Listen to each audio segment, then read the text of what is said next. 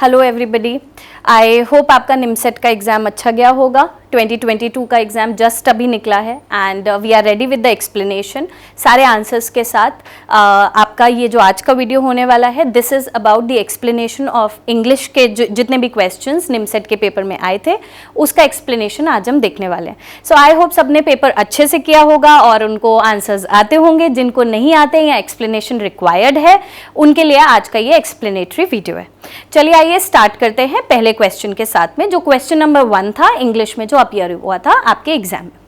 आइए देखते हैं फर्स्ट क्वेश्चन। सो जो फर्स्ट क्वेश्चन था that was bite the bullet. ये गलती से इसमें एंड लिखा हुआ है, it is bite the bullet. Bite the bullet का मतलब क्या होता है? It is a phrase.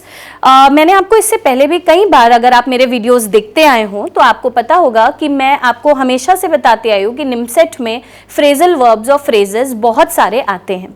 तो ये भी एक फ्रेज है जो एग्जाम में पूछा गया था। बाइट द बुलेट का मतलब क्या होता है? और बहुत ही क्लियरली आंसर मेंशन्ड है। अगर आप गूगल से पढ़ते हैं, आप किसी डिक्शनरी से पढ़ते हैं, तो आप बहुत ही ईजिली आंसर को गेस कर सकते हैं और एग्जैक्टली उन्हीं वर्ड्स में ये आंसर गिवन है।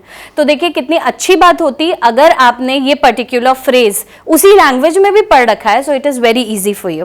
सो इसमें 4 ऑप्शंस दिए हुए हैं। To stop a conflict, to become mad, to accept something that is difficult और unpleasant, to analyse your faults.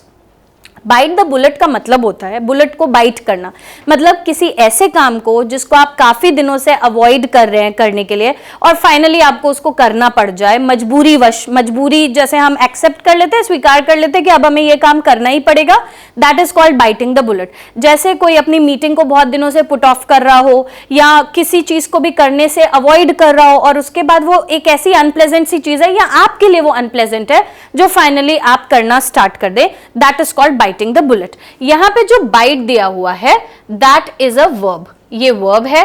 तो बाइट का जो सेकेंड फॉर्म होता है वो बिट होता है और थर्ड फॉर्म होता है बिटन।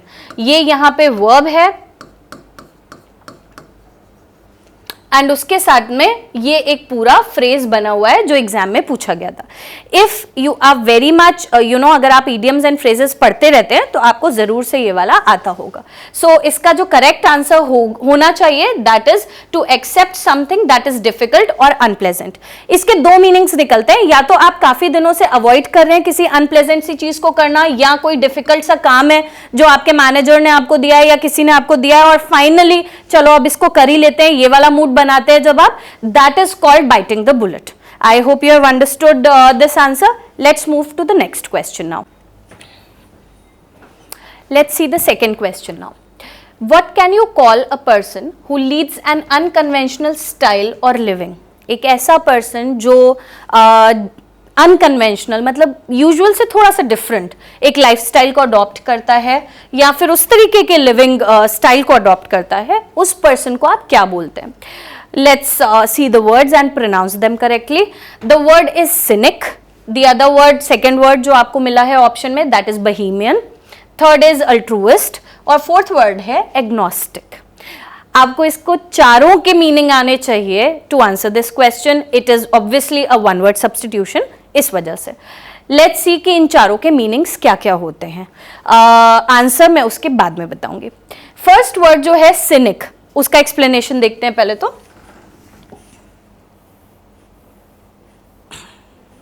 सिनिक का मीनिंग होता है a person who believes that the human beings are selfish. एक ऐसा पर्सन ये सोचता है कि ह्यूमन बींग्स जो होते हैं वो बहुत सेल्फिश होते हैं। अगर कोई ह्यूमन बींग, कोई आपका फ्रेंड है, वो अगर किसी की हेल्प भी करने जा रहा है तो वो टॉन्ट करता है या उसको बोलेगा कि ये चीज सही नहीं है या ये इसके पीछे कोई एक डीपर मोटिव होगा जिसकी वजह से आप ऐसा कर रहे हो।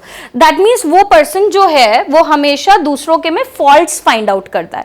So you can also say a fault finder, fault hyphen finder, आप इसको फॉल्ट फाइंडर भी बोल सकते हैं, या फिर the other word is scenic, जिसका मतलब है कि एक ऐसा पर्सन जो बिलीव करता है कि आप बहुत सेल्फिश है, सारे ह्यूमन बींग्स ऐसे ही होते हैं, उनका पीछे का कोई ही कीप्स क्रिटिसाइजिंग और उनका पीछे का कोई ना कोई एक डीपर मोटिव होता है जिसकी वजह से वो दूसरों की हेल्प कर रहे हैं ताकि उनका ये वाला काम हो जाए।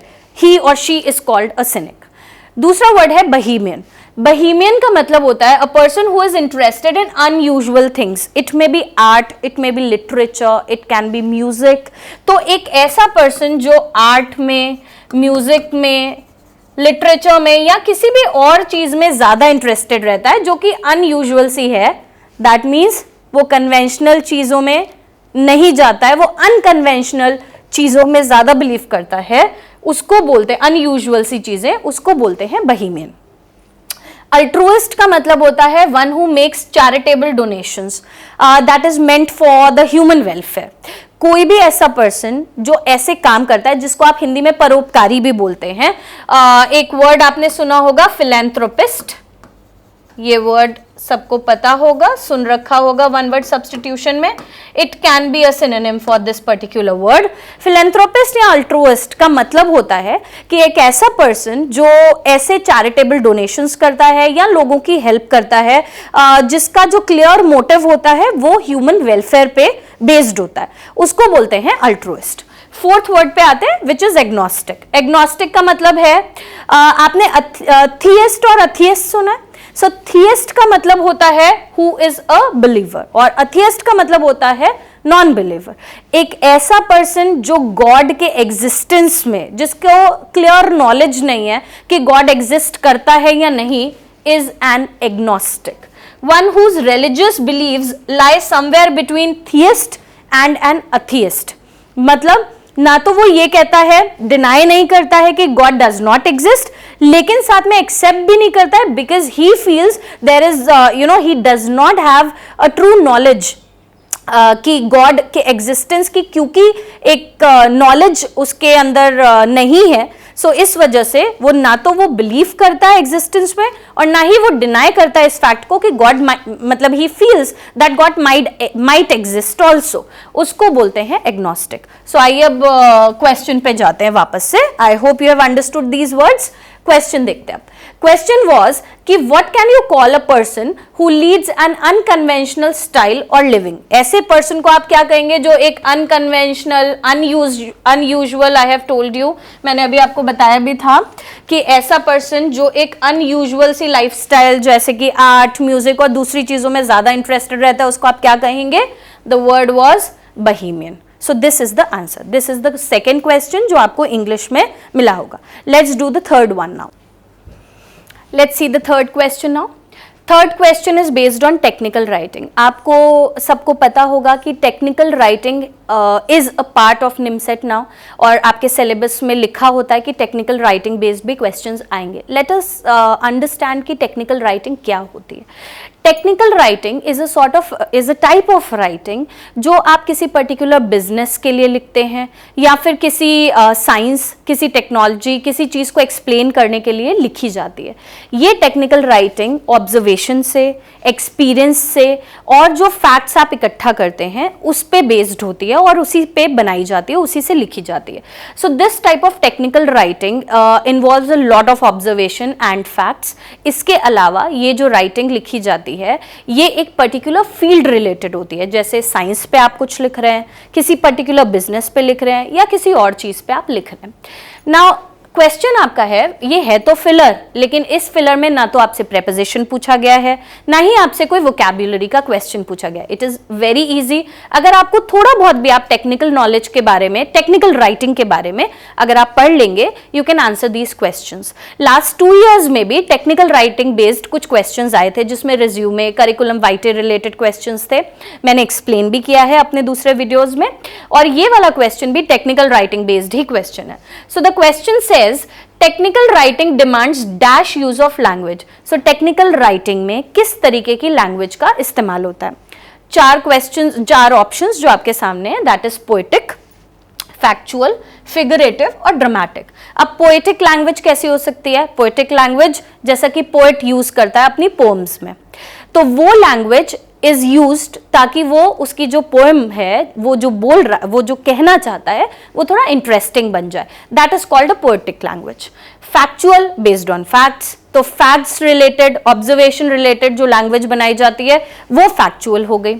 फिगरेटिव, फिगरेटिव में आपका आता है सिमिली, ऑक्सिमोरॉन, ये सारे जो यूज करके बनाई जाती है language, that is called figurative language. And the last one is dramatic. Dramatic जैसे कि ड्रामेटिस्ट यूज करते हैं, जिसमें रियल लाइफ रिलेटेड कुछ कॉन्वर्सेशंस होती हैं, उसके एग्जाम्पल्स होते हैं, वो हो गई आपकी ड्रामेटिक लैंग्वेज। कई बार रियल लाइफ कॉन्वर्सेशंस के अलावा भी ड्रामेटिक लैंग्वेज में अपने मन से बनाई हुई कोई स्टोरी भी हो सकती है, जिसको आप कनेक्ट करते हैं किसी पर्टिकुलर प्लॉट से या ड्रामा से। तो इस तरीके की लैंग्वेजेस में से कौन सा बेस्ट आंसर हो सकता है? That is factual only, because technical writing में किस तरीके की डिमांड होगी, कौन सी लैंग्वेज को यूज किया जाएगा? फैक्चुअल को, ना पोएटिक को, ना फिगरेटिव को, और ना ही ड्रामेटिक को। So this was the clear answer to this third question. अब फोर्थ क्वेश्चन पे आते हैं। Let's check this question now, question number 4।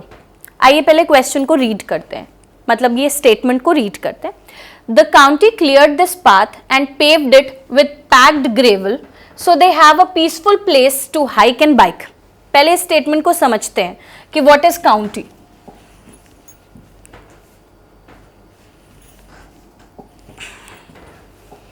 What is this word county? County का मतलब होता है यूके या यूएस में जैसे हमारे यहाँ किसी भी कंट्री में स्टेट्स का डिवीजन होता है, उसी तरीके से स्टेट्स के अलावा टेरिटोरियल डिवीजन बनाया जाता है, ताकि जो लोकल गवर्नमेंट है वो वहाँ का काम देख सके। जैसे म्यूनिसिपल कॉर्पोरेशन होता है, उसी तरीके से एरियाज को डिवाइड कर दिया जाता है। सो हो सकता है कि एक पर्टिकुलर कंट्री में इतने स्टेट्स हो और उसके बाद बाकी काउंटी हो, ठीक है। सो ये काउंटी का मीनिंग हो गया। अब द काउंटी क्लियर करने का meaning you already know. Path का मतलब रास्ता हो गया। And paved it with packed gravel. Pave करने का मीनिंग क्या होता है? पेव करने का मतलब होता है जैसे हम पेवमेंट बनाते हैं, फुटपाथ बनाते हैं। सो पेव का मतलब होता है किसी भी जगह को कंक्रीट से, स्टोन से या ब्रिक्स से एक पेव करना, उसका रास्ता बनाना। ओके। Packed gravel. अब ग्रेवल पैकिंग एक चीज होती है। ग्रेवल जैसे आपने रोड्स पे देखा होगा, जो छोटे छोटे स्टोन्स ग्रे कलर के होते हैं जिससे रोड बनाई जाती है, दैट इज कॉल्ड ग्रेवल। उसको ग्रेवल बोला जाता है। सो इसमें आपको ये करना है कि ये जो पाथ एंड पेव्ड लिखा हुआ है, इसको which of the following alternatives to the underline portion would not be acceptable, यानी हो सकता है इसमें से out of these 4 3 are acceptable and 1 is not acceptable. आपको वो नॉट एक्सेप्टेबल वाला चूज करना है। सो आइए देखते हैं इसको फिल करके। The county cleared this path and paved it with packed gravel. The county cleared this path paving it with packed gravel चल सकता है। This can be the option, इसमें कोई प्रॉब्लम नहीं है। नेक्स्ट देखते हैं। The county cleared this path and then paved it with packed gravel. तो पहले क्लियर कर दिया पाथ को, उसके बाद पैक कर दिया ग्रेवल से। This is also sounding correct. Next is the county cleared this path before paving it with packed gravel. ये भी करेक्ट है। तो काउंटी ने पहले पाथ को क्लियर कर दिया और उसके बाद पेव किया उसको ग्रेवल के साथ। ग्रेवल आर दो स्टोन्स ओनली, ठीक है। और लास्ट वाला है the county cleared this path paved, बीच में कोई कॉमा नहीं लगा है, it with packed gravel so they have a peaceful place to hike and bike. Hike and bike का मतलब, हाइक एंड बाइक के ट्रेल्स बनाए जाते हैं, जिसका मतलब होता है अगर आपको कुछ रिक्रिएशनल एक्टिविटीज करनी है तो एक छोटा सा रास्ता बना दिया जाता है जिससे कि आप रिक्रिएशनल एक्टिविटीज करने के लिए जा सकते हैं। हाइक एंड बाइक के ट्रेल्स भी बनाए जाते हैं। Okay, so that is hike and bike, जिसमें आप साइकिल जो चलाते हैं वो लोग कर सकते हैं और ये सब के लिए बनाया जाता है। सो आउट ऑफ दीज 4 इसमें से एक ये वाला जो ऑप्शन है that is not sounding correct and it does not fit in the sentence over here. इस वजह से कौन सा वो ऑल्टरनेटिव है जो एक्सेप्टेबल नहीं होगा? It will B this. ये सारे एक्सेप्टेबल हैं और ये वाला एक्सेप्टेबल नहीं होगा। So this is going to be your answer. Now let's see question number 5। Question number 5 is in front of you. Select the correct form of verb या subject verb agreement. सामने सामने आपको इस क्वेश्चन में दे रखा है कि आपको सब्जेक्ट वर्ब अग्रीमेंट के अकॉर्डिंग चलना है। जितनी भी मैं इंग्लिश के वीडियोस बनाती हूँ, मैं कुछ चीज़ें मेंशन करती हूँ। उसी में मैंने वीडियो में मेंशन कर रखा है कि सब्जेक्ट वर्ब अग्रीमेंट को बिल्कुल भी मत भूलें। इट इज़ दैट टॉपिक जिससे रिलेटेड क्वेश्चंस निमसेट में ज़रूर मिलेंगे आपको। तो ये क्वेश्चन उसी पे बेस्ड है। The principal along with his assistants dash the meeting, ठीक है, इसमें ये वर्ड यूज हुआ है अलॉन्ग विद। नाउ अगर किसी, यहाँ पे दो सब्जेक्ट्स हैं, अगर एक तो ये है सब्जेक्ट 1 और दूसरा है उसके असिस्टेंट्स, ठीक है। अब आप किस सब्जेक्ट के अकॉर्डिंग वर्ब को प्लेस करेंगे, मतलब वर्ब सिंगुलर होगा, प्लूरल होगा, या कौन से सब्जेक्ट के अकॉर्डिंग होगा, ये आपको पता चलता है इसी वाले क्वेश्चन में जो वर्ड्स यूज हुए हैं कनेक्टिंग वर्ड्स उसके थ्रू। आइए इस क्वेश्चन का जो स्ट्रक्चर है उसको समझते हैं। यहाँ पे ये जो कनेक्टिंग वर्ड है दैट इज अलॉन्ग विद, इस तरीके के और भी कनेक्टिंग वर्ड्स होते हैं। वो कनेक्टिंग वर्ड्स मैं आपको दिखाती हूँ, जैसे कि as well as, with, together with, along with, besides, in addition to, and not, except, etcetera. इसके अलावा भी बहुत लंबी लिस्ट है। अगर इस तरीके के कनेक्टिंग वर्ड्स, ये ज्यादातर करके यूज होते हैं सेंटेंसेस में, अगर इस तरीके के कनेक्टिंग वर्ड्स आपको किसी सेंटेंस में मिलते हैं, आप जो वर्ब लगाएंगे, जो हेल्पिंग वर्ब आगे आएगी या मेन वर्ब भी आएगी, that will be according to the first subject. जो सेंटेंस का पहला सब्जेक्ट होगा उसके अकॉर्डिंग ये वर्ब लगनी चाहिए। If you find these words as the connecting word. I hope you have understood. तो आइए देखते हैं, इसमें अलॉन्ग विद प्रेजेंट भी है, तो आइए देखते हैं ये वाला question again. The principal along with his assistants dash the meeting. तो हमारे पास ऑप्शन में दोनों दिया हुआ है, हमारे पास there is are attending also, there is attending also, ठीक है। अटेंडिंग तो होगा नहीं because you require a helping verb, और अटेंड भी नहीं होगा। So the principal is subject 1, subject 1 यहाँ पे प्रिंसिपल है, और प्रिंसिपल के अकॉर्डिंग ही लगना चाहिए। You can forget this. आप जैसे ही आपको ये दिख जाए कनेक्टिंग वर्ड, आप इसको भूल जाइए कि ये कहीं पर, ये पूरी लाइन कहीं पे मेंशन्ड है। आप द प्रिंसिपल पढ़िए और प्रिंसिपल के हिसाब से ही वर्ब सेलेक्ट करके आंसर को करेक्ट कर सकते हैं।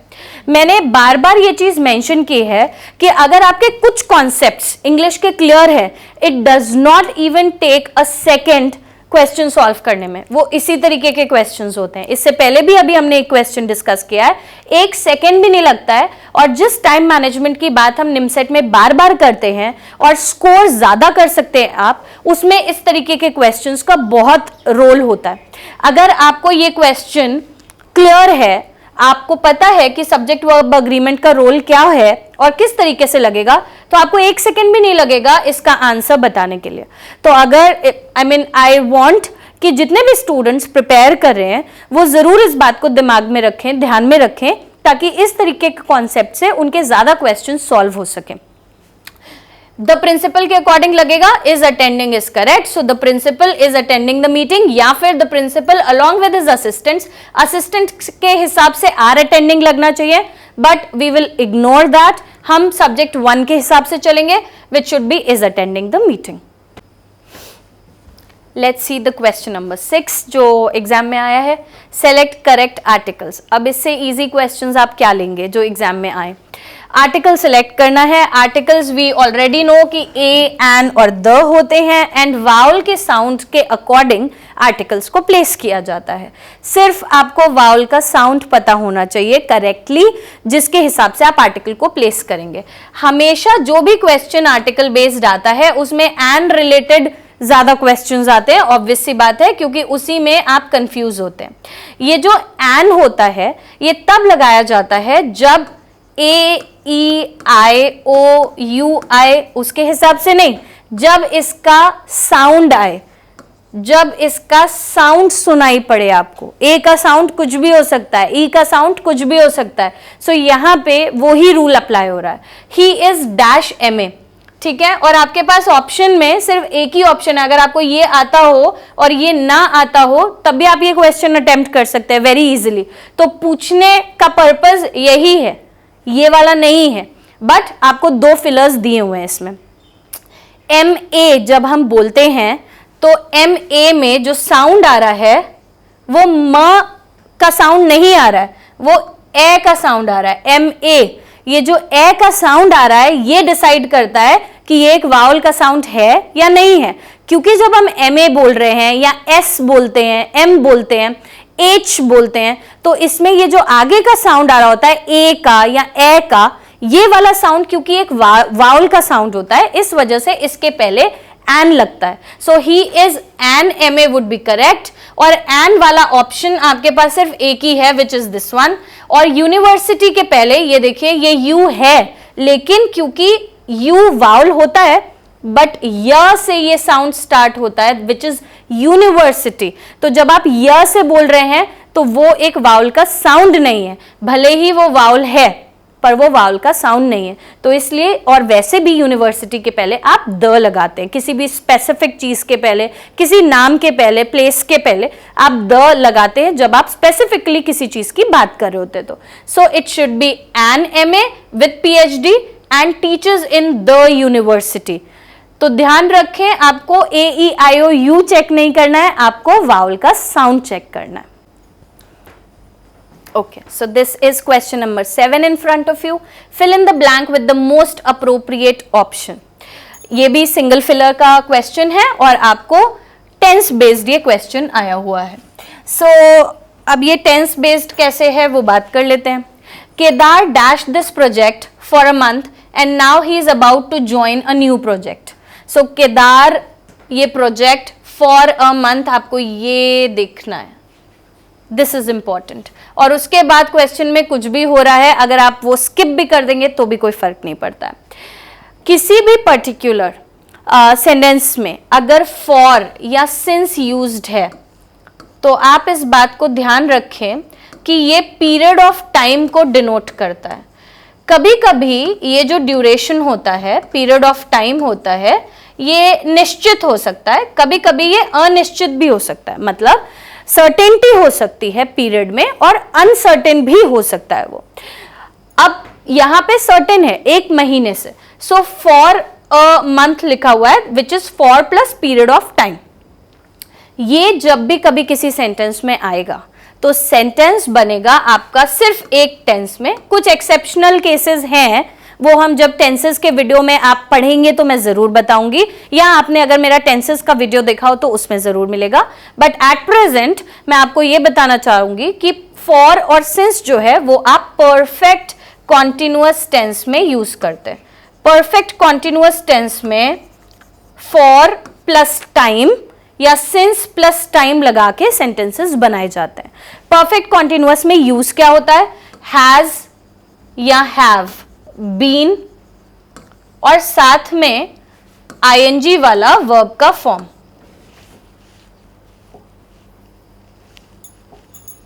वर्ब का आईएनजी वाला फॉर्म। अगर इसको पास्ट में बनाएंगे तो हैड बीन और वर्ब का आईएनजी वाला फॉर्म, फ्यूचर में बनाएंगे तो विल हैव बीन और वर्ब का आईएनजी वाला फॉर्म। ये कब होगा, जब आपको सेंटेंस में फॉर या सिंस मिलेगा। क्योंकि इस सेंटेंस में हाफ पार्ट में यहां पे आपको फॉर अ मंथ मिल रहा है, it makes it very clear कि आंसर जो होने वाला है वो वही होगा जिसमें ये बीन के साथ में वर्ब का आईएनजी वाला फॉर्म आएगा, विच इज दिस। कुछ भी नहीं सोचना है और सीधे सीधे वो वाला ऑप्शन को सिलेक्ट कर लेना है जिसमें आपको बीन के साथ में आईएनजी मिल रहा है, which is this. Kedar has been guiding this project for a month, और अब वो ज्वाइन करने जा रहा है एक नए प्रोजेक्ट को। So I hope this is clear now. Question number 7 वाला, जिसमें आपको परफेक्ट कॉन्टिन्यूअस टेंस को यूज करना है। Now let's see question number 8 which is based on reading comprehension and everyone knows कि एक comprehension ज़रूर आता है निमसेट के एग्जाम में, और ज़्यादातर करके comprehension वाले जो passages होते हैं उसमें कोई एक word ज़रूर आपको मिलेगा which is a bit आपको सोचना पड़ेगा कि ये word मुझे आता है कि नहीं आता, और अगर आपको वो word आता है उसी पे based वो पूरा passage होगा, जैसे कि इस passage में भी है।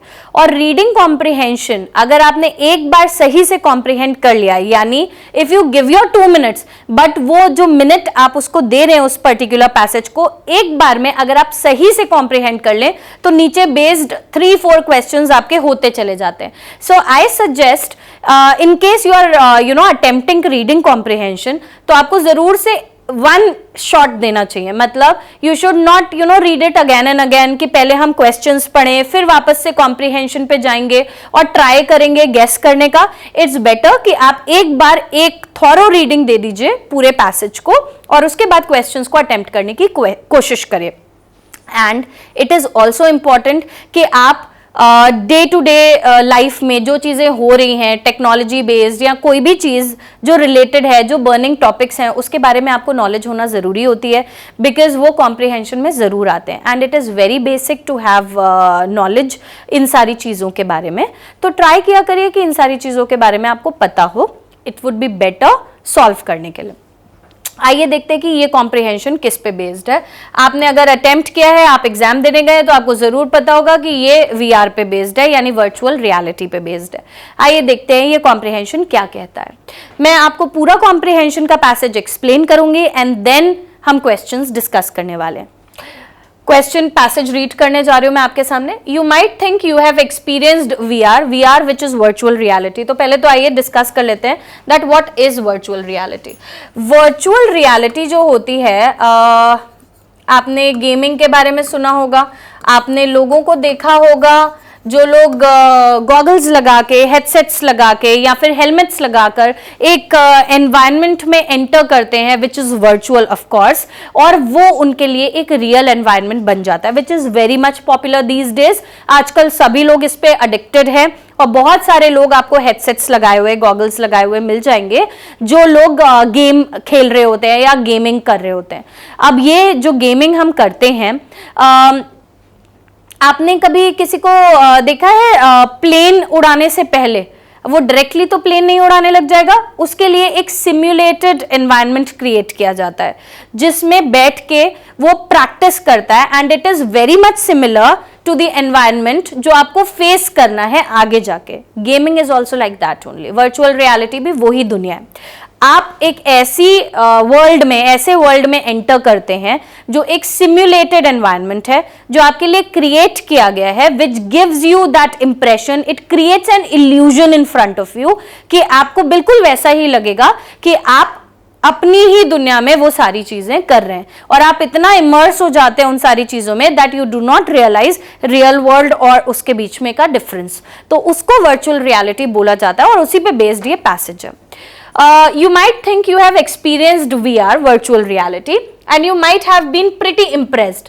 So, जहाँ पे प्रॉब्लम है, जो वर्ड्स में प्रॉब्लम है, मैं वो ही एक्सप्लेन करूंगी। बाकी जहाँ पे लैंग्वेज इजी है वो आप अच्छे से समझ सकते हैं कि इंग्लिश में हम किस चीज की बात कर रहे हैं। तो आपको लगता होगा कि आपने वर्चुअल रियलिटी को एक्सपीरियंस किया है और आप उससे इम्प्रेस भी हुए होंगे, particularly if you are a gamer. So if you are a gamer, there are some great experiences to be had out there, or rather in there, क्योंकि हम उसमें अंदर जाकर के उन चीजों को एक्सपीरियंस करते हैं, so इसलिए लिखा हुआ है और rather in there today. But over the next few years,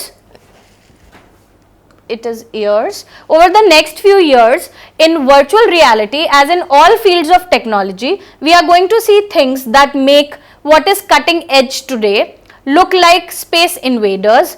cutting edge का मतलब होता है कोई भी चीज किसी भी फील्ड में जो न्यूएस्ट है, जो बिल्कुल अभी आई है, जो लेटेस्ट है, एडवांस्ड है और बिल्कुल फ्रेश है, उसको बोलते हैं कटिंग एज। किसी भी फील्ड की बात हो सकती है, वो टेक्नोलॉजी हो सकती है, वो साइंस हो सकती है, उससे रिलेटेड बात की जाती है। सो अगर आप गेमर है तो आपको बहुत अच्छा एक्सपीरियंस हुआ होगा और over the next few years आपको वर्चुअल रियलिटी में बहुत सारी ऐसी न्यू चीजें मिलेंगी जो स्पेस इन्वेडर्स जैसी लगेंगी।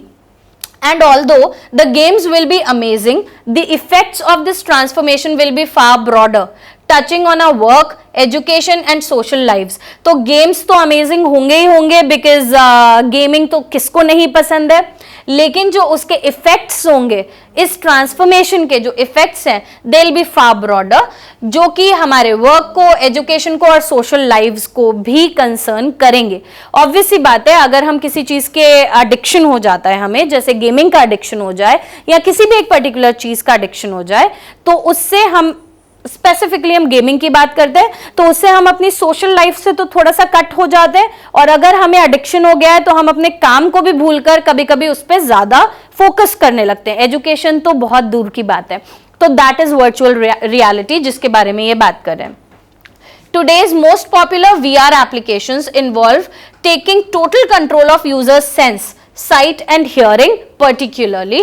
तो आज की जितनी भी वर्चुअल रियलिटी की एप्लीकेशंस हैं या जितने भी आप गेमिंग में जाते हैं उसमें सारा का सारा आपका सेंस का कंट्रोल वो लोग ले लेते हैं, पर्टिकुलरली साइट एंड हियरिंग, क्योंकि आप देख रहे हैं और एट द सेम टाइम सुन रहे हैं और मूवमेंट भी आपका उसी हिसाब से हो रहा है. To create a totally immersive experience that places the user in a fully virtual environment that feels pretty realistic. ये immersive experience का मतलब है कि आप उसमें पूरी तरह से अपने आप को immerse कर देते हैं and you do not realize कि बाहर के world में क्या हो रहा है till the time मतलब जब तक आप अपना headset remove ना करें तब तक आपको ये realize नहीं होता कि बाहर क्या हो रहा है. So that is called immerse हो जाना पूरी तरीके से, और यूजर जो है वो पूरी तरीके से एक वर्चुअल एनवायरनमेंट में इमर्स हो जाता है. Climb up something high and look down and you are likely to get a sense of vertigo. Vertigo सबने सुन रखा होगा. आप कोई बहुत ही ऊंची चीज पे चढ़ जाएं and then you look down, तो वो जो एक सर घूमना होता है, एकदम से सर घूमने लगता है, दैट इज वर्टिगो. उसी को वर्टिगो कहते हैं. तो आप अगर वर्चुअल रियलिटी में you are climbing something up और उसके बाद आप नीचे देखते हैं, तो क्योंकि आप एक वर्चुअल रियलिटी में है और आपका जो सेंस है वो वहीं से ही कंट्रोल हो रहा है, सेंसरी ऑर्गन्स, तो इसलिए यू फील कि आपको वर्टिगो है उस पर्टिकुलर टाइम के लिए, क्योंकि आप नीचे देख रहे हैं and you are imagining that, आप उसको फील कर पा रहे हैं. सो इन वन सेंस वो पूरी तरीके से आपके सेंसरी ऑर्गन्स को कंट्रोल कर रहा है. नीचे देखते हैं. One line was left. If you see an object moving quickly towards your head, you will feel an urge to duck out of the way. ये duck out को समझ लेते हैं हम. अगर if you see an object moving quickly towards your way, आपकी तरफ कोई ऑब्जेक्ट आ रहा है, ये गेमिंग में बहुत ही ज्यादा होता है. आप ऊपर चढ़ते हैं, आप कुछ करते हैं, सॉल्व करते हैं. सो अगर एक ऑब्जेक्ट आपकी तरफ मूव कर रहा है तो आप क्या करेंगे? You will feel an urge to duck out of the way. आप उस रास्ते से हटने के लिए कोशिश करेंगे. So this is a phrasal verb. Let's understand this verb also. Let's understand this phrase. Duck out सिर्फ फ्रेज नहीं है, it is duck out of. Usually आपको प्रेपोजिशन जो मिलेगी वो ऑफ मिलेगी या ऑन मिलेगी. Duck out of some place या किसी जगह से, जिसका मतलब होता है कि आप तुरंत नोटिसेबल ना हो और जल्दी से कहीं से you want to leave that place suddenly, एकदम से कहीं से मूव करना चाहें ताकि आपको कोई नोटिस ना कर सके, कोई आपको देख ना सके. जैसे हम दबे पांव निकलते हैं उस तरीके से, that is called duck out करना. जिसमें डक जो है यहाँ पे वो एक वर्ब की तरह यूज होगा और रेगुलर वर्ब बन जाएगा, जिसमें आप ईडी लगा करके उसका सेकेंड थर्ड फॉर्म बना सकते हैं. आईएनजी भी लगाकर इसके फॉर्म्स को यूज किया जा सकता है. इट इज इंपॉर्टेंट कि जब आप रीडिंग कॉम्प्रिहेंशन को कॉम्प्रिहेंड कर रहे हैं तो इस तरीके की जो वोकैबुलरी सामने आ रही है, आप उसी टाइम कॉम्प्रिहेंड करते टाइम ही you should understand and you should try to understand वो वाले वोकैबुलरी के वर्ड्स, ताकि अगर नीचे उस पे बेस्ड कुछ क्वेश्चंस हो तो आपको अटेम्प्ट करने में इजी रहे, आपको वापस से पैसेज पे ना जाना पड़े. तो अभी we are doing that only. So if you see an object moving quickly towards your head, you will feel an urge. आपको अंदर से एक अर्ज फील होगी कि मैं फटाफट से उस प्लेस से बाहर निकल जाऊं और मुझे कोई भी नोटिस ना करे. That is called ducking out of that particular place या रास्ते से. नेक्स्ट पैरा को देखते हैं. Very soon VR creators will extend this sensory hijacking to our other faculties, for example touch and smell, to deepen that sense of immersion. अब जब technology advance होती है तो टेक्नोलॉजी एडवांसमेंट में क्या होगा, आज उन्होंने आपके दो सेंसरी ऑर्गन्स को हाईजैक किया है, जैसे कि आपके सुनने की क्षमता को और साथ में देखने की क्षमता को, साइट एंड हियरिंग. अभी जब आगे टेक्नोलॉजी और एडवांस होगी, so what are they going to try? वो ट्राई करेंगे, VR के जो क्रिएटर्स होंगे, they will try to extend this sensory hijacking. Hijacking का मतलब यही है, टू आवर अदर फैकल्टीज, जो कि टच हो सकता है, स्मेल हो सकता है, ताकि वो जो सेंस ऑफ इमर्शन है जिसमें आप डूब रहे हैं उस पर्टिकुलर गेमिंग में, वो और डीप हो सके, डीपन जाने के लिए. At the same time the devices we use to visit these virtual worlds will become cheaper and lighter. जैसे जैसे टेक्नोलॉजिकल एडवांसमेंट्स होते जाते हैं उसी तरीके से जो डिवाइसेस हम यूज कर रहे हैं वर्चुअल वर्ल्ड में एंटर करने के लिए, they will become cheaper and lighter. वो और लाइट होते जाएंगे, जितना हैवी वेट होगा उससे उसको लाइट बनाने की कोशिश की जाएगी, वो और सस्ते हो जाएंगे, चीप हो जाएंगे, तो आपके लिए इजी हो जाएगा उनकी accessibility. So removing the friction that can currently be a barrier. तो आज के टाइम में जो बैरियर है, अगर आप कोई प्ले स्टेशन खरीद रहे हैं या आप कोई गेमिंग वर्ल्ड में एंटर करना चाह रहे हैं, तो आज जो आपको बैरियर लग रहा है because the products are expensive या फिर कोई और प्रॉब्लम हो सकती है, वो बैरियर्स को रिमूव करने की भी everybody is going to try. जो भी क्रिएटर होगा उस पर्टिकुलर प्रोडक्ट का, वो जरूर कोशिश करेगा। इसी को टेक्नोलॉजी का एडवांसमेंट बोलते हैं। आई बिलीव एक्सटेंडेड रियलिटी जिसको आप XR करके लिखते हैं, I believe extended reality a term that covers virtual reality, जिसके बारे में हम अभी डिस्कशन कर रहे हैं। This is a broader term, extended reality, जिसमें कवर होता है वर्चुअल रियलिटी, ऑगमेंटेड रियलिटी और मिक्स्ड रियलिटी। अब ऑगमेंटेड रियलिटी क्या होता है? Augmented reality is nothing but जो आपका रियल वर्ल्ड का एनवायरनमेंट जो वर्चुअल में कन्वर्ट करने की कोशिश की जाती है, बिल्कुल रियल वर्ल्ड एक्सपीरियंस देने के लिए, उसमें जो ये साउंड और विजुअल इफेक्ट्स डाले जाते हैं, उसी को ऑगमेंटेड रियलिटी बोला जाता है। सो एक्सटेंडेड रियलिटी में वर्चुअल रियलिटी इंक्लूडेड है, ऑगमेंटेड रियलिटी इंक्लूडेड है, वो साउंड इफेक्ट्स और वर्चुअल रियलिटी वाले जो एलिमेंट्स हैं उनको डालना, और साथ में एक मिक्स्ड रियलिटी इज वर्चुअल और जो रियल वर्ल्ड है उसको मिक्स करना और वो ऐसे प्रेजेंट करना कि आपको लगे that it is one and the same, उसको बोलते हैं mixed reality. So these 3 terminology ये इंक्लूड हो जाती है और इसको बोला जाता है extended reality, which is a broader term, will be one of the most transformative tech trends of the next 5 years. So next 5 years में जितना भी टेक्नोलॉजिकल एडवांसमेंट होगा उसमें से ये जो है वो मोस्ट ट्रांसफॉर्मेटिव टेक ट्रेंड्स रहने वाले हैं। It will be enabled and augmented by other tech trends including super fast networking that will let us experience VR as a cloud service just like we currently consume music and movies. अभी आज के time में जैसे हम music और movies देखते हैं या यूज करते हैं, उसी तरीके से दे विल ट्राई कि VR जो है वो भी एक क्लाउड सर्विस बन जाए और बाकी टेक्नोलॉजिकल ट्रेंड्स की तरह ये भी एक क्लाउड सर्विस बन जाए एंड इट बिकम्स इजी और सुपर फास्ट नेटवर्किंग के साथ जोड़ करके वो आपको वैसा एक्सपीरियंस प्रोवाइड कर सके जैसे आप आज म्यूजिक और मूवीज को देखते हैं। Last 2-3 lines. And artificial intelligence will provide us with more personalized virtual worlds to explore, even giving us realistic virtual characters to share our experiences with. तो artificial intelligence का क्या काम होगा? Virtual reality तो आपने समझ लिया। Artificial intelligence क्या करेगा? It will provide us with more personalized virtual worlds, और पर्सनलाइज तरीके से वर्चुअल वर्ड्स को प्रोवाइड करने की कोशिश करेगा ताकि आप उसको और एक्सप्लोर कर सके और हमें और चांस देगा कि हम रियलिस्टिक वर्चुअल कैरेक्टर्स को अपने एक्सपीरियंसेस से शेयर कर सके। So this was the passage. I hope you have understood the passage. Reading comprehension में this is the most important. मुझे समझाने में भले ही टाइम लगा है बट अगर आपको वर्चुअल रियलिटी के बारे में थोड़ी बहुत भी नॉलेज होगी तो जब आप इस पैसेज को पढ़ रहे होंगे तो आप एटलीस्ट एक गेस लगा सकते हैं कि ऑगमेंटेड क्या होता है, ऑगमेंट करना क्या होता है, वर्चुअल रियलिटी रिलेटेड जो टर्मिनोलॉजी यूज हुई है आप उसको समझ पाएंगे। तो इफ थोड़ा बहुत भी अगर आप नॉलेज रखते हैं, बेसिक नॉलेज भी रखते हैं आजकल के टेक्नोलॉजिकल ट्रेंड्स के बारे में, तो आपको ये कॉम्प्रिहेंड करने में ज्यादा डिफिकल्टी नहीं होगी।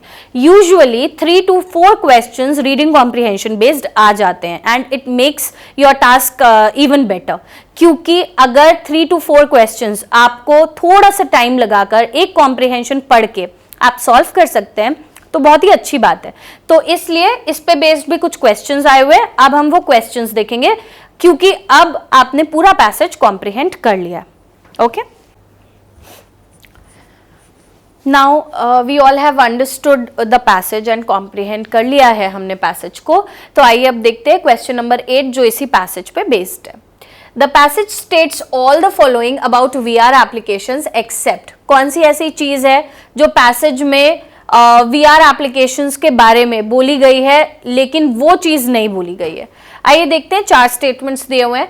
Future artificial intelligence will allow us to share our experiences with realistic virtual characters. Last में ही हमने ये लाइन पढ़ी थी वर्चुअल कैरेक्टर्स पे बेस्ड, जो कि फ्यूचर आर्टिफिशियल इंटेलिजेंस पे बेस्ड थी।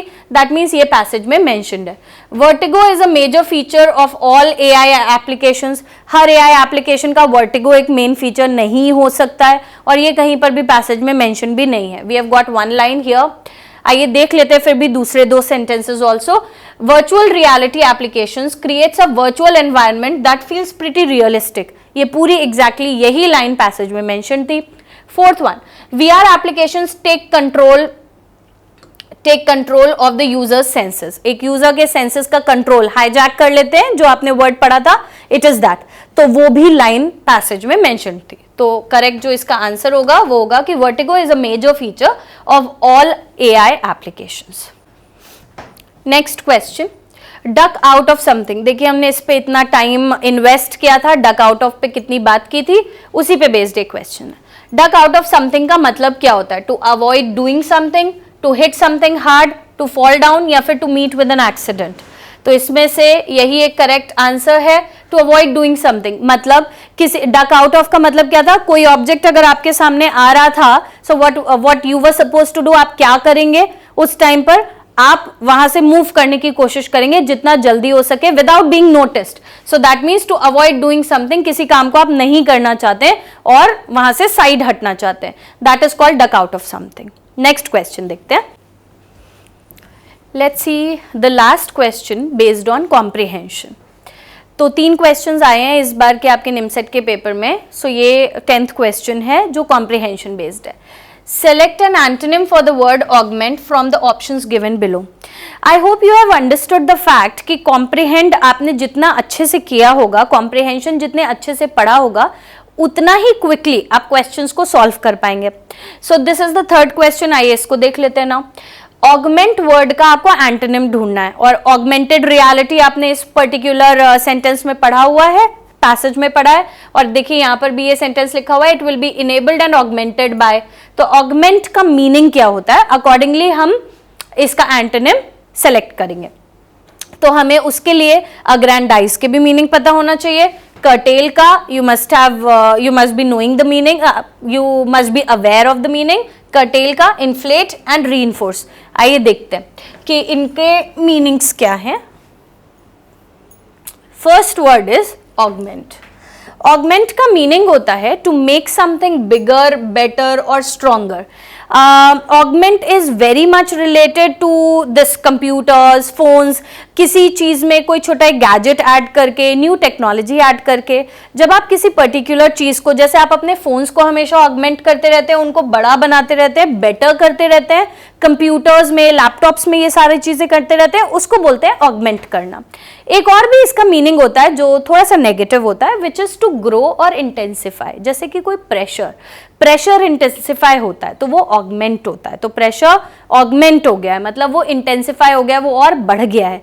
तो अगर कोई चीज, कोई टेक्नोलॉजी बेस्ड कोई चीज है, जैसे कंप्यूटर्स वगैरह है, उसको भी आप ऑगमेंट कर सकते हैं। And pressure can also be augmented, जो कि इंटेंसिफाई हो जाता है। अब जो ऑप्शंस में वर्ड्स थे, ये तो हो गया ऑगमेंट का मीनिंग। तो आपको कैसा एंटोनिम चाहिए?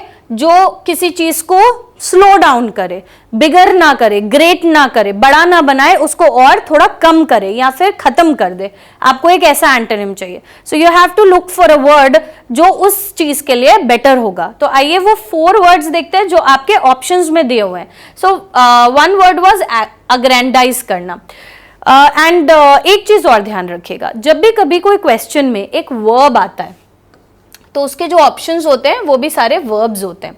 तो ये कर्टेल, इन्फ्लेट, रीइंफोर्स और अग्रैंडाइज सारे के सारे वर्ब्स हैं, और सारे के सारे रेगुलर वर्ब्स हैं, जिसका मतलब है कि आप अगर उसका 2nd और 3rd फॉर्म बनाना चाहते हैं तो आप डी या ईडी लगा करके बना सकते हैं। Because we are not doing vocabulary, तो मैं बहुत लंबा एक्सप्लेनेशन आपको इन वर्ड्स का नहीं दूंगी। We are doing question explanatory video, तो इसलिए जितने भी आंसर्स आपको बताऊंगी वो सारे I have tried my best कि मैं आपको ज्यादा से ज्यादा एक्सप्लेन करके बता सकूं। बट एक पर्टिकुलर टॉपिक रिलेटेड जितनी डीप नॉलेज की जरूरत होती है वो आप मेरे अलग वीडियोस में देख सकते हैं, जिसमें मैं आपको एक टॉपिक बेस्ड चीजें बताऊंगी। आइए ऑप्शंस देखते हैं। पहला वाला वर्ड था अग्रेंडाइज। अग्रेंडाइज का मतलब होता है to add details to something या फिर to make it appear greater, जो इससे बहुत सिमिलर है। So it can be a similar word, it can not be an antonym. जैसे आप आजकल हम ये बहुत करते हैं, जैसे हमें किसी एक पर्टिकुलर इंस्टाग्राम पे कोई रील डालनी है, कोई वीडियो डालना है, तो हम एक अच्छा सा वर्ड चूज करके उसमें डालते हैं। या फिर अगर हम अपना किसी को जॉब डिस्क्रिप्शन दे रहे हैं, so we try to make it better. Instead of using the word executive हम कुछ और बेटर वर्ड यूज करते हैं। Instead of saying that you know आप एक टीचर हैं, sometimes people train students and they use the word trainer. तो इस तरीके के ये जो आप जॉब प्रोफाइल के लिए या किसी भी चीज में अगर आप डिटेल्स ऐड करने की कोशिश करते हैं ताकि वो थोड़ा सा और बड़ा दिखे, ग्रेट दिखे, उसको बोलते हैं अग्रेंडाइज करना। नेक्स्ट वर्ड है कर्टेल करना। कर्टेल का मतलब होता है to cut something short, to slow something down और टू स्टॉप इट एंटायरली। ये मैंने तीनों इसलिए लिखा है बिकॉज किसी भी चीज को स्लो डाउन करना, किसी चीज को कट कर देना, जैसे हम एक्सपेंसेस को भी कर्टेल करते हैं, किसी चीज को स्लो डाउन करना या फिर उसको पूरी तरीके से बंद कर देना, टू स्टॉप इट एंटायरली, जो डेफिनेटली एक एंटोनिम हो सकता है, क्योंकि किसी चीज को बड़ा बनाने का एंटोनिम स्लो डाउन करना ही होगा, जो मैंने अभी इससे पहले भी मेंशन किया था। दो वर्ड्स और देख लेते हैं जो आपके ऑप्शंस में थे। इन्फ्लेट करना। इन्फ्लेट करना सबको पता होगा। इन्फ्लेट करना जैसे बलून में एयर या गैस को फिल करने को बोलते हैं इन्फ्लेट करना, which is again a verb. और लास्ट एक वर्ड है रीइंफोर्स करना। रीइंफोर्स का मतलब होता है टू मेक समथिंग स्ट्रॉन्गर। अब ये जो रीइंफोर्स होता है इसका भी मतलब है स्ट्रॉन्ग बनाना किसी चीज को, जैसे कि आप अपने मैसेज को रीइंफोर्स कर सकते हैं, रिवॉर्ड्स को रीइंफोर्स किया जाता है, उसी तरीके से किसी फिजिकल स्ट्रक्चर को भी रीइंफोर्स किया जाता है। जैसे आपकी जो रूफ थी वो मतलब ब्रिक से नहीं बनी हुई है, या जो सीलिंग है वो प्रॉपर्ली नहीं कंस्ट्रक्टेड है, तो आप उस फिजिकल स्ट्रक्चर पे और काम कर रहे हैं और उसको सही बना रहे हैं। ये फिजिकल स्ट्रक्चर के लिए भी यूज किया जा सकता है। It can also be used for rewards and messages. जैसे किसी मैसेज को अगर आपको हाईलाइट करना है, अगर हमें किसी वर्ड को दोबारा से बताना होता है तो हम उसके एग्जाम्पल्स देते हैं। जैसे आपने मुझे ही देखा होगा, अगर मुझे किसी एक वर्ड को ज्यादा एक्सप्लेन करना है या आई वांट कि आप उस पर फोकस करें, या आप आपका जो एम्फेसिस होना चाहिए वो पर्टिकुलर वर्ड होना चाहिए, तो कभी हम हाईलाइट करते हैं, उसको दोबारा से बोलते हैं। That is called reinforcement. Reinforcement की टेक्निक्स भी होती हैं। ये 4 वर्ड्स थे जो ऑप्शंस में आए थे एंड आपको इसका एंटोनिम निकालना था। सो इस पर्टिकुलर वर्ड का जो एंटोनिम होना चाहिए, the best word should be to cut short, which means curtail should be the option. Curtail इसका option होना चाहिए. Now let's see the question once again. Select an antonym for the word augment. अब aggrandize का आपको meaning पता चल गया, curtail का मिल गया, inflate भी मिल गया और reinforce भी मिल गया, and the answer is going to be curtail. जो answer होगा वो होगा आपका curtail. Okay, so we have done the reading comprehension now. क्योंकि ये जो वीडियो है इसमें मैं एक्सप्लेनेशन दे रही हूँ आपको, तो ये जो एक्सप्लेनेशन जाएगा आपका, ये क्वेश्चन नंबर 10 तक मैंने आपको एक्सप्लेन किया है, बट 20 क्वेश्चंस एग्जाम में आते हैं, तो आप नेक्स्ट वीडियो में कंटिन्यूएशन में देख सकते हैं बाकी के 10 क्वेश्चंस के answers. Thank you so much everybody for watching.